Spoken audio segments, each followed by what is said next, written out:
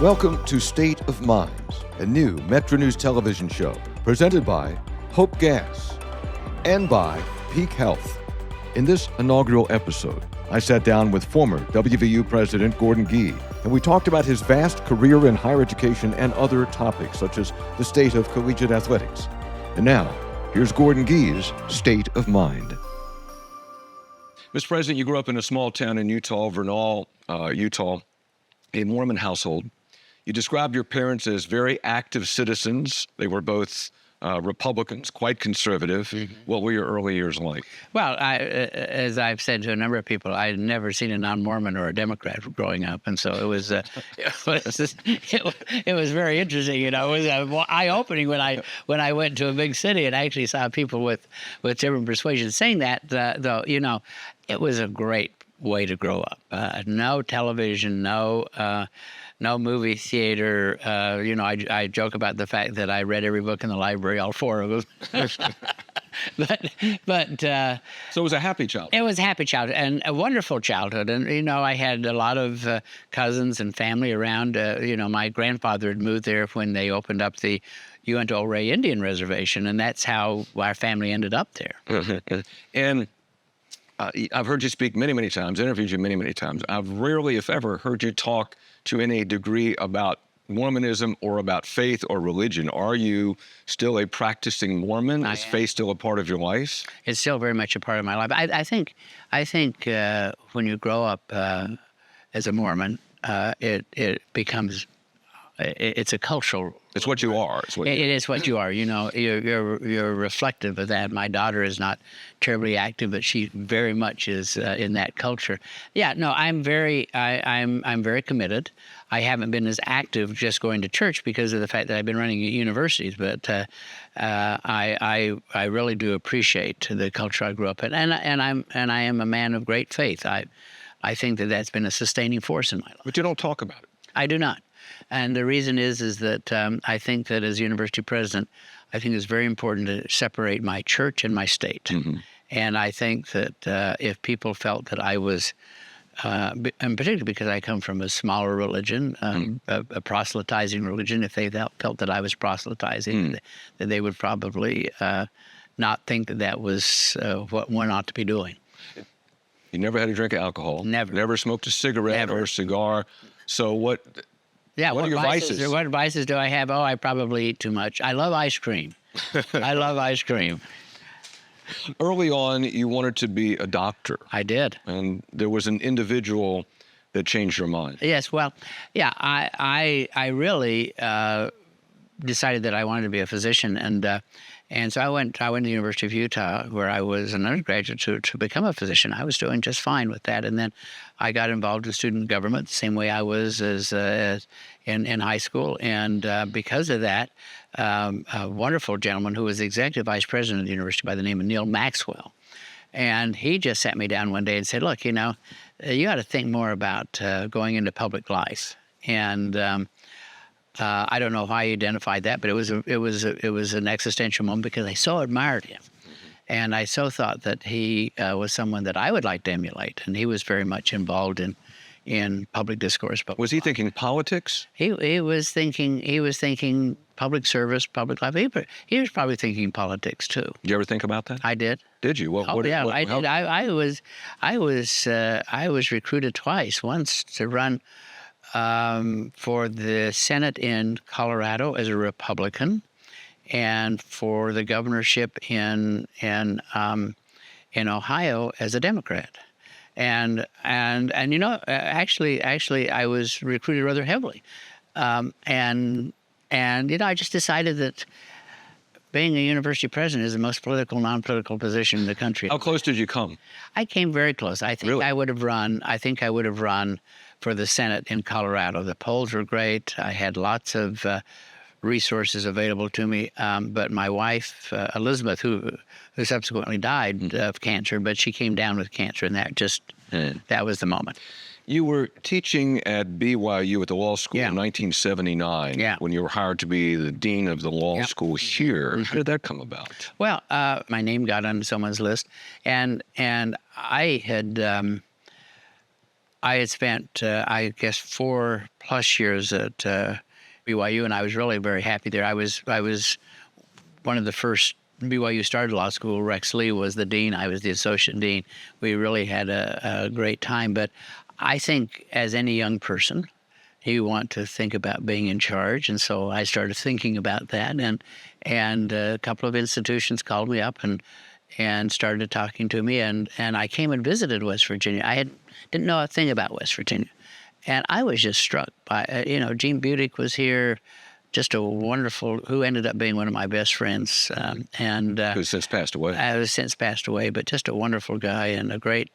So what was it? Was it Budick? Was it the people? Was it the opportunity? I think, look, I am a West Virginian by choice, and I am not moving to Florida after I'm here. I moved here for my second term because of the fact that I wanted to be here. And the reason is the people.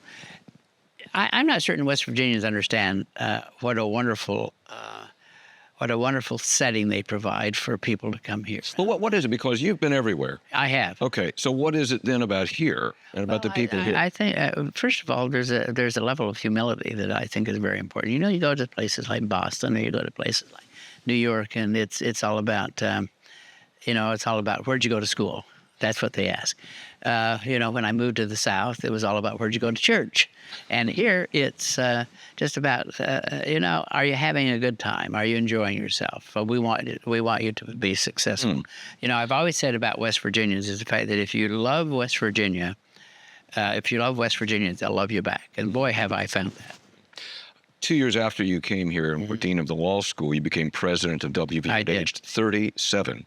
Age 37. I was actually 36 when I was appointed, but I became 37, right? Did you know what you were doing? No, it was I was an accidental president in many ways, and I always joke about the fact that here they made me president of the university, and I hardly knew how to spell university. I mean, I'd been a dean, but a dean of a law school it's a very small part of the institution, and all of a sudden I was really confronted with a whole set of issues. The people of West Virginia, one of the things that I will always be grateful for is they had a lot of tolerance for me learning how to do the job that I've been doing for 45 years. That began a track for you for your college presidencies across the country. Ohio State twice, Vanderbilt University, Brown, University of Colorado, ultimately back to WVU for a second time. Those stops, I think, have been marked by achievement and praise, but also controversy. Absolutely. At times. You left Brown after just 2 years to go to Vanderbilt.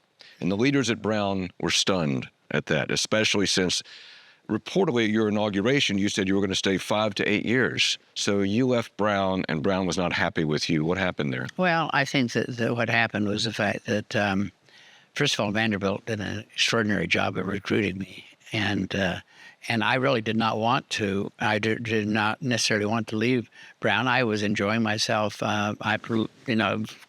Really interesting institution, probably.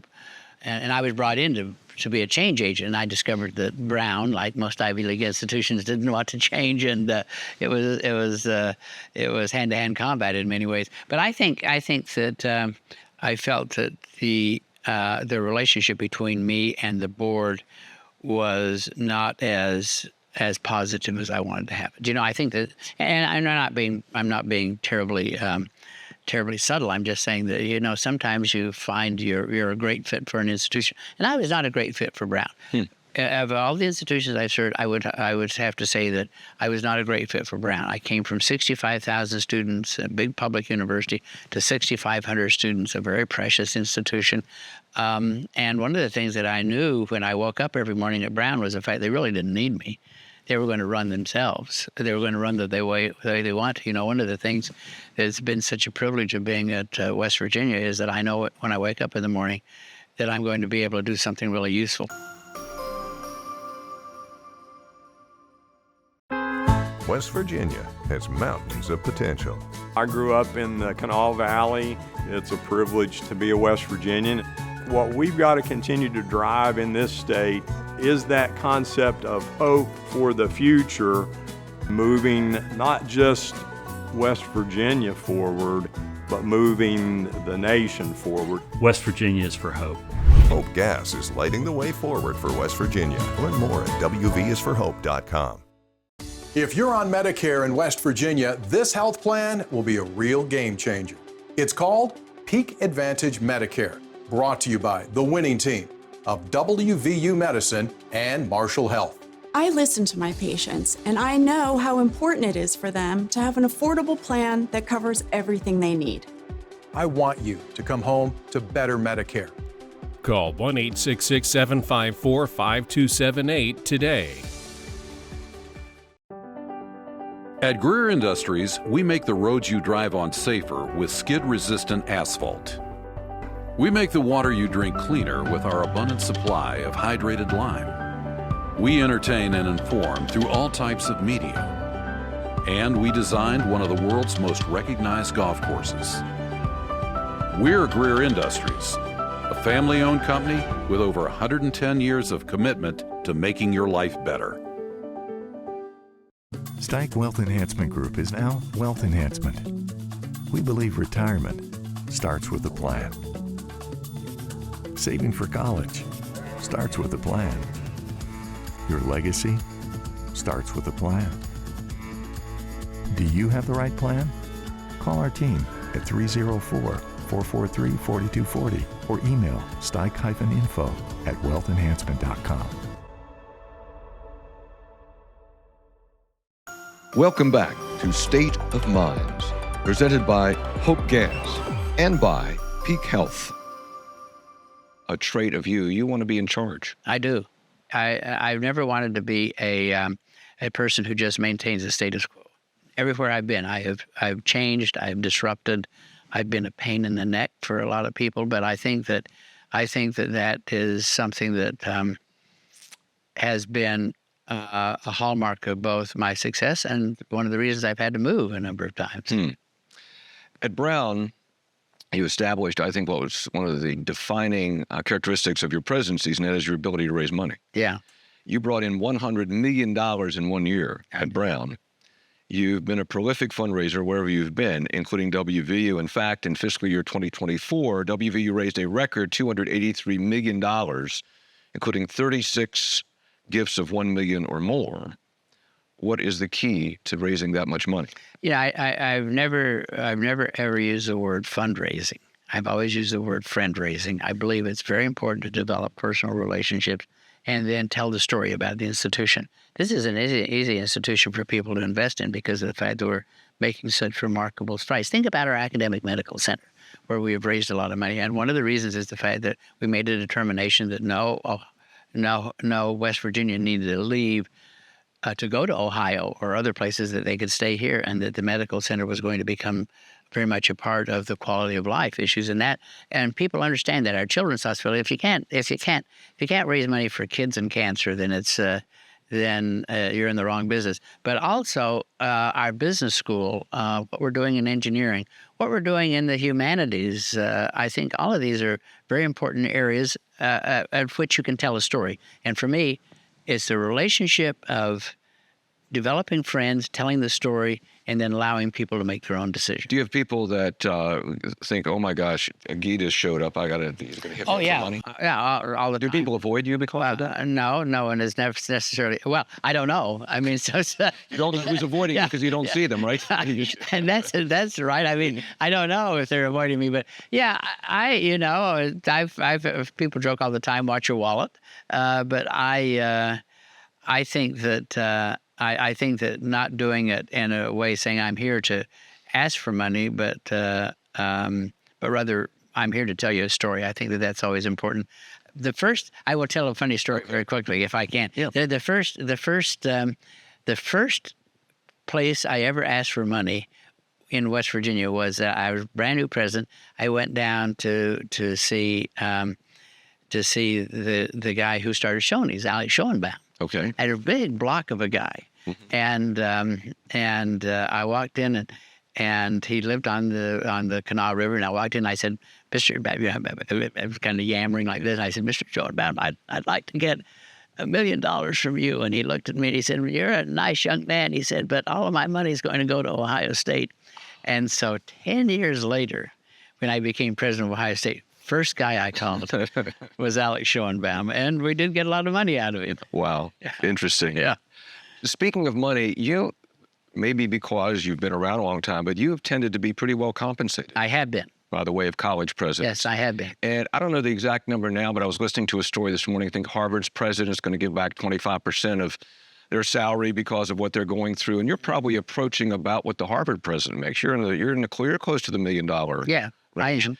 Is that, how important is it to you to be very well compensated? Well, money has not been a driving force. I could have practiced law with a big firm and done well.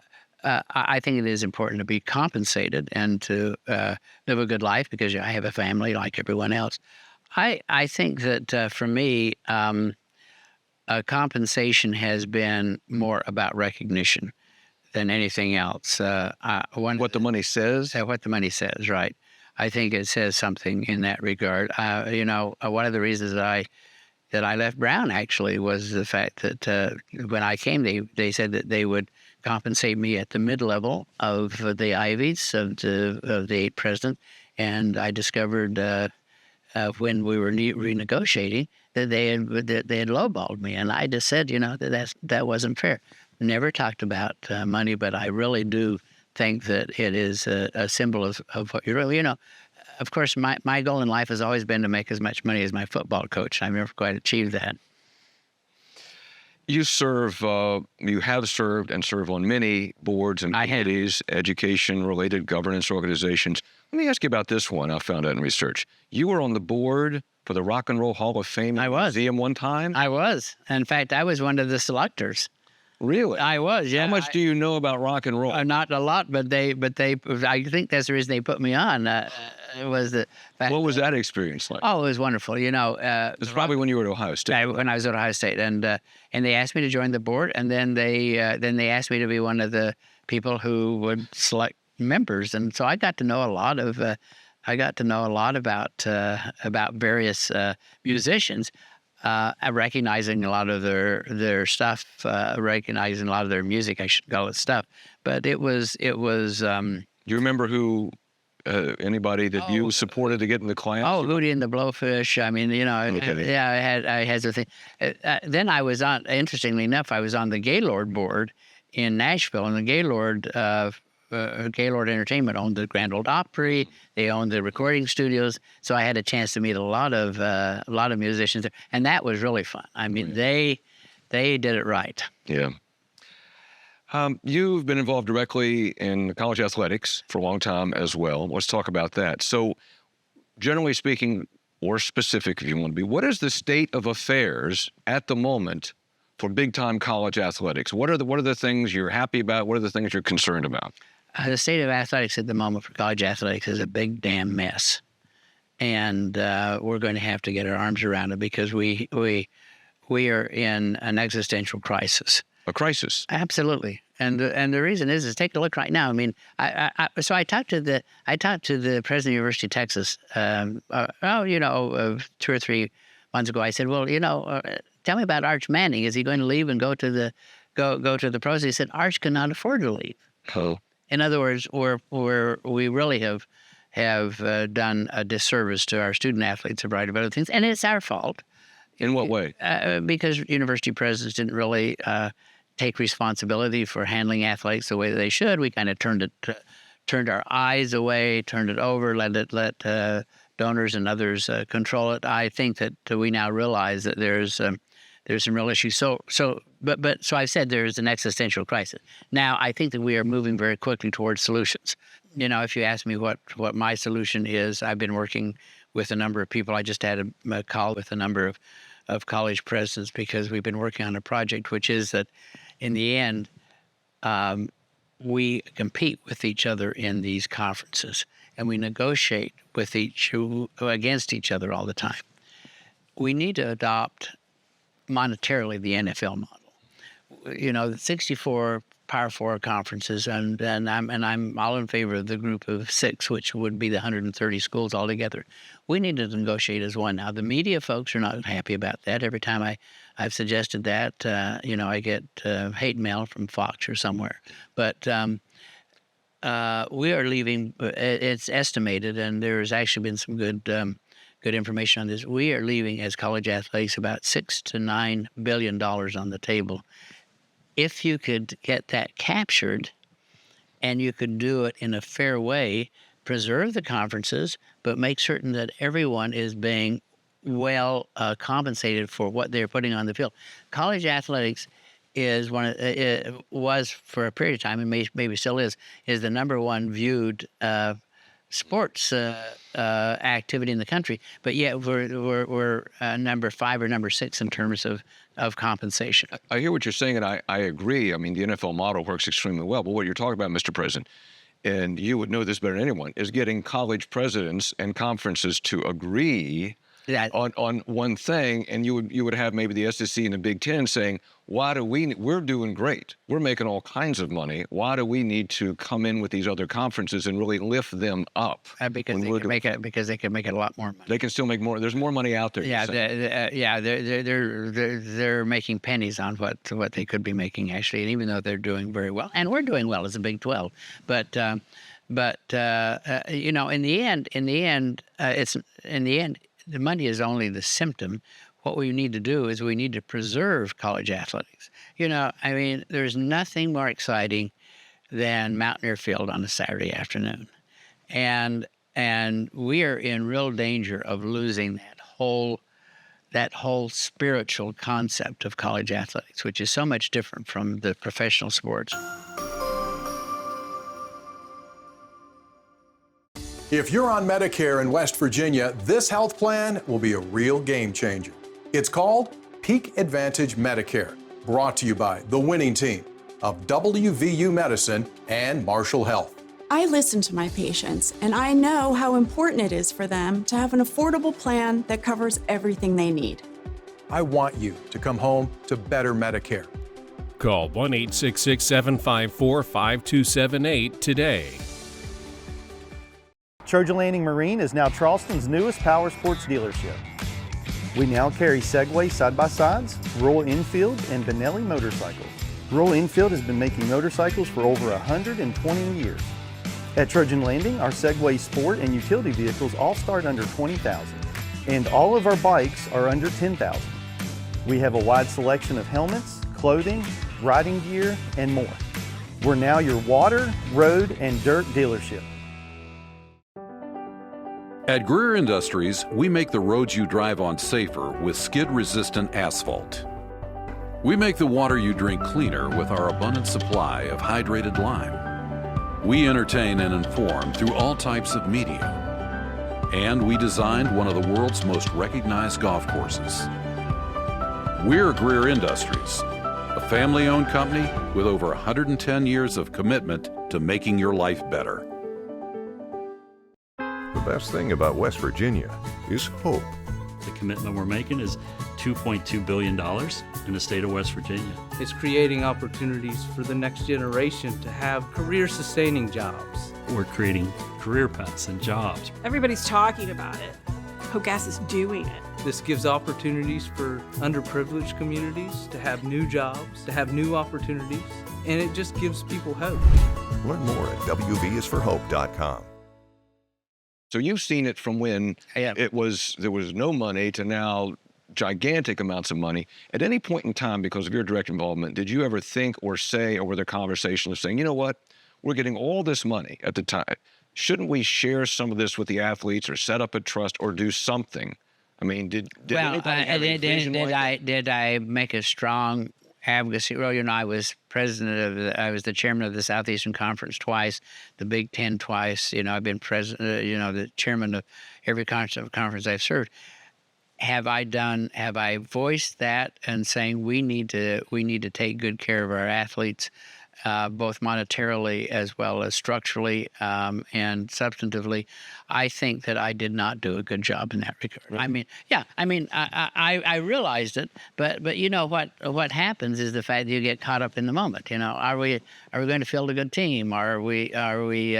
Is the league are we expanding or contracting? I was very involved in the expansion of the Big Ten. I chaired the expansion league or the expansion committee there, And so you get caught up in that. And we really, as university president, we should have been saying, what is fair to the student athlete? And didn't do that. And we did not do that. One more sports question. You were directly involved in the dismissal of Bob Huggins. I was. Do you see any route for him to return, not as coach, but as Bob Huggins, coach emeritus? Do you see an avenue for him? I think Bob Huggins had an immense opportunity to be a great ambassador for the university. And he had that opportunity, and that was provided to him, but he did not take it. So I do not see any way for him now to return. Maybe under the next president? Well, that's a question for him. That's a question for him. Yeah. Yeah. Are you going to leave a note for the next president? A letter in the Resolute desk. In the Resolute desk. Well, I probably not on that matter. This from a New York Times profile of you in 2011. Yeah. He calls himself the master of the one-liner, but he admitted in an interview that it's one of his great strengths and one of his great weaknesses. In fact, Guy makes enough of what he called dumb statements in public that he keeps a list. More than a few of them have gotten you in trouble. I'm not going to read them all. It's my top 10 list. You abruptly retired from Ohio State in June 2013 after you came under fire after jokingly saying you can't trust those damn Catholics. And it was said in a joking manner. You're talking about Notre Dame and the Big Ten potential affiliation. You said priests at the University of Notre Dame are holy on Sunday, but holy all the rest of the week. I'll get in trouble for laughing at that. So what? Yeah, I mean, not just about that, but about you quipping, you're a funny guy. Yeah. But do you know when you're saying these things? I think that I have three things that I live by. One is to have a very thick skin. The second is to have a good sense of humor and to laugh at myself. And the third thing is to be very consistent in making decisions and not going back on them. And my humor has been a hallmark of what I believe in, but it also has, on occasion, been difficult. But it's also one of those times in which Americans have lost an ability to laugh at themselves, and I hope that time is coming back. But yes, I mean, I'm the first to admit that some of my things have caused me to move from institution to institution. Absolutely. And you live with that? You're okay with that? Oh, I'm absolutely okay with it. I mean, if I did anything to offend anyone, I'm not. Father Jenkins, who is the president of Notre Dame, is one of my very dear friends.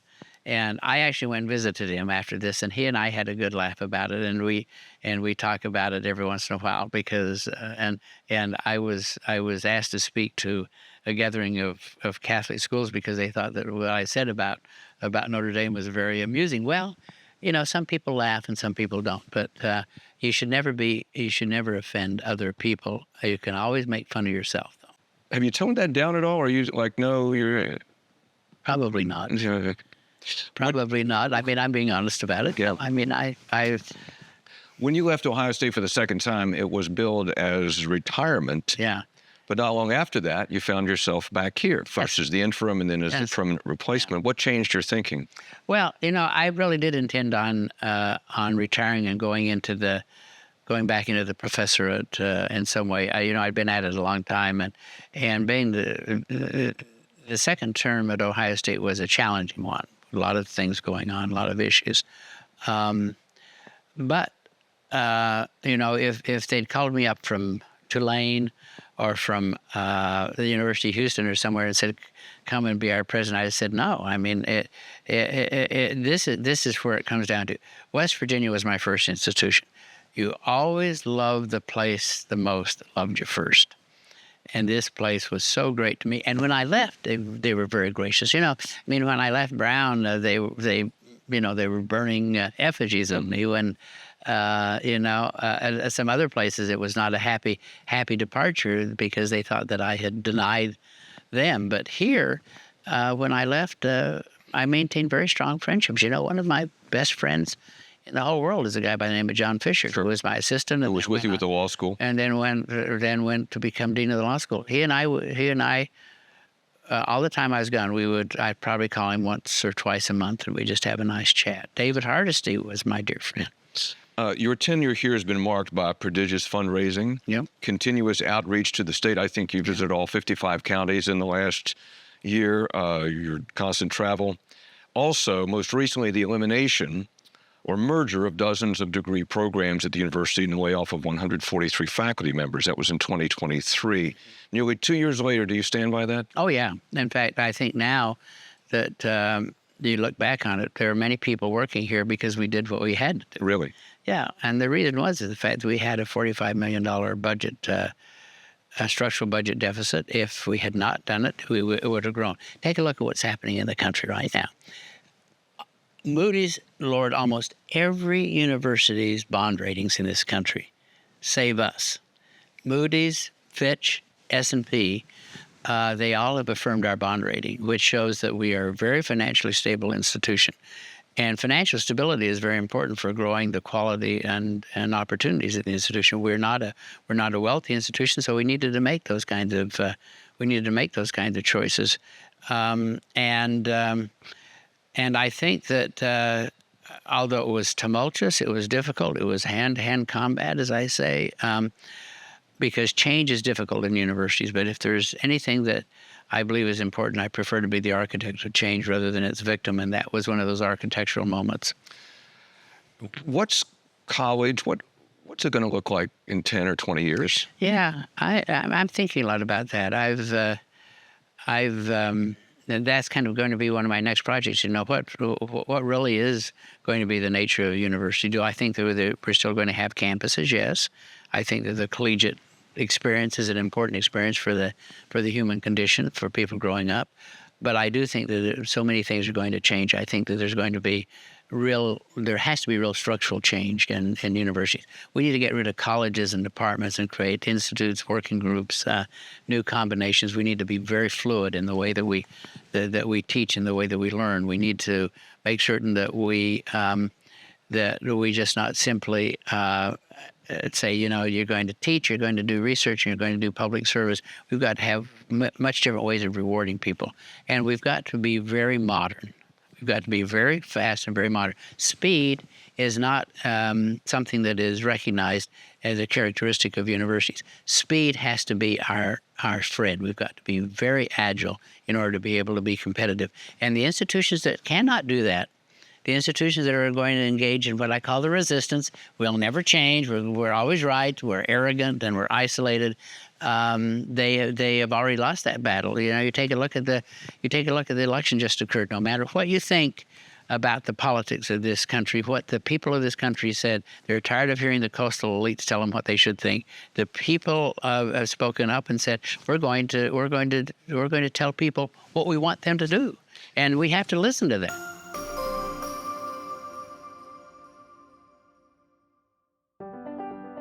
At Greer Industries, we make the roads you drive on safer with skid-resistant asphalt.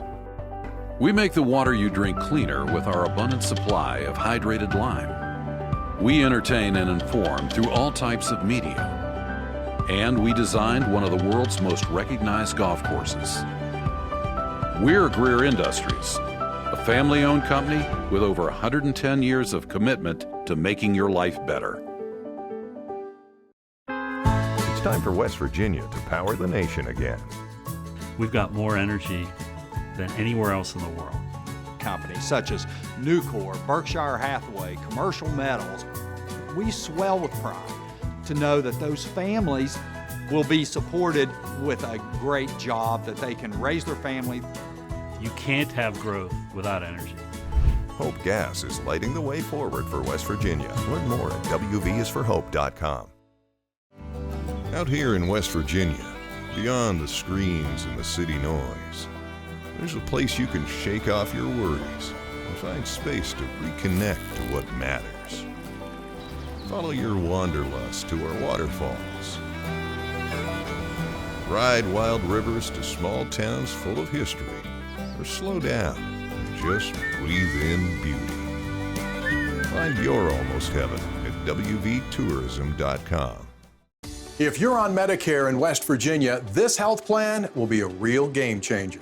It's called Peak Advantage Medicare, brought to you by the winning team of WVU Medicine and Marshall Health. I listen to my patients, and I know how important it is for them to have an affordable plan that covers everything they need. I want you to come home to better Medicare. Call 1-866-754-5278 today. Welcome back to State of Minds, presented by Hope Gas and by Peak Health. I think people will call you, college presidents will call you, right? Yeah. And get your take on this. Right. They already have. Yeah, I could make a living off of that. Oh, really? Yeah, literally. But do they call you and say, you did it, how do we do it? Yeah. In fact, they'd love to have the playbook of what we did several years ago. And because of the fact that, and I talked to a lot of folks about it because I believe strongly in what we did. I don't like the fact that we let people go. I don't like the fact that we were disrupted. I like the fact that we are now a much stronger institution than we were. That's what I like. You turned 81 in February. I did. In February. Are you slowing down? No. You're not? No. I mean, look, let me tell you something. Between my ears, I'm still 36 or 37. But I've got two new hips. I've got bad knees. So physically, I'm not as agile as I used to be. But certainly between the ears, I really think that I'm still running at a pretty good pace. And you're going to get married again? Yes. Absolutely. Okay. What will your friends and your enemies say about you when the book on Guy is written? Oh, when the book on me is written? Well, I think my friends will say that, I was tenacious and driven. I think that my enemies will say that he was tenacious and driven and put the university or put whatever he was running into a deficit position. So I think the same definition on both sides. Really? How long does it take you in the morning to tie your bow tie? Not very long, Hoppy. I can do them in my sleep now. And one of the challenges I face is that I have about 2,000 bow ties, 1,000 in retirement. I'm making them into quilts for my granddaughter, and now I'm having to downsize. And what am I going to do with all these damn ties? Thank you, Mr. President. You're welcome.